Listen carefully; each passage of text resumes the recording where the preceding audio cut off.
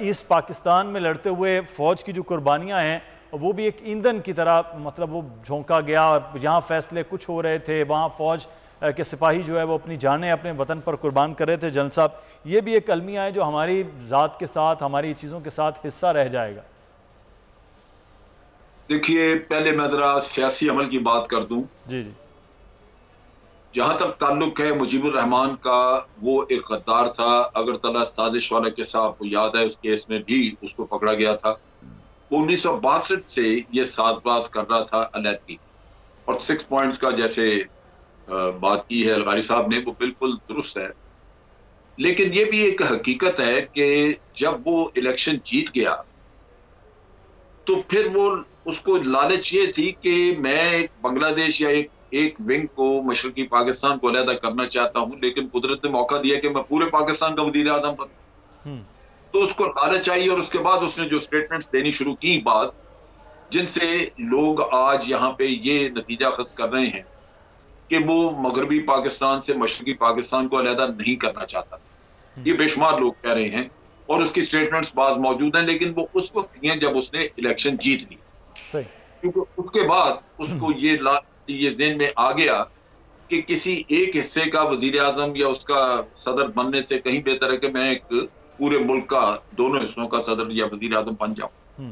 तो वो इस वजह से उसने उस वक्त अपने स्टांस में कुछ तब्दीली दिखाई।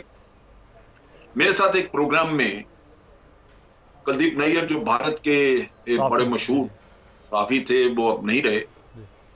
ये उन दिनों की बात है जब मोदी ने बांग्लादेश में जाके कहा कि हमने हमने बांग्लादेश को आजाद कराया और हमने मुक्तबानी बनाई, हमारा भी खून शामिल है उसमें। तो उसकी बुनियाद पे प्रोग्राम पाकिस्तान में हो रहे थे। तो कुलदीप नैयर साहब से जब पूछा गया तो उन्होंने कहा, जी हमने जो किया, हम तो आपके दुश्मन थे, आपको हाथ में मौका आता आप भी करते। दुश्मन से तो तवक्को नहीं करनी चाहिए कि वो बेहतरी होगी। तो उसने कहा, जी भुट्टो साहब को किसने रोका था कि वो उनको इख्तियार ना दें जिनकी मेजॉरिटी आ गई थी। आप उनको तो मानते हैं कि वो सबसे बड़े जमहूरियत के अलम बरदार थे, तो ये जमहूरी असूल नहीं था कि आप उनको हुकूमत देते। मेरे पास कोई जवाब नहीं था, लेकिन गलती कहां होगी? पीपल्स पार्टी ने कोई कैंडिडेट जो है वो अपने मशरकी पाकिस्तान में नहीं खड़े किए। बिल्कुल आप इलेक्शन लड़ रहे हैं सिर्फ मगरबी पाकिस्तान है और वहां भी आपको पूरी सीटें नहीं मिल रही। तो तवक्को आप कर रहे हैं कि आप पाकिस्तान के वजीर आजम बन जाएंगे, कैसे बन जाएंगे?